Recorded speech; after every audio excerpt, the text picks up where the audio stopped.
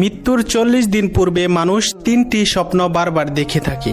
যে 3টি স্বপ্ন দেখলে বুঝবেন আপনার মৃত্যু অতি নিকটে। মৃত্যুর পূর্বে 3টি স্বপ্ন দেখলে আমাদের মৃত্যুর জন্য সতর্ক হতে বলেছেন এবং মৃত্যুর জন্য প্রস্তুতি গ্রহণ করতে বলেছেন। আমরা স্বপ্নের ব্যাখ্যা জানি না বিদায় এই স্বপ্নগুলো দেখে সতর্ক হই না, বরং অবহেলা করি।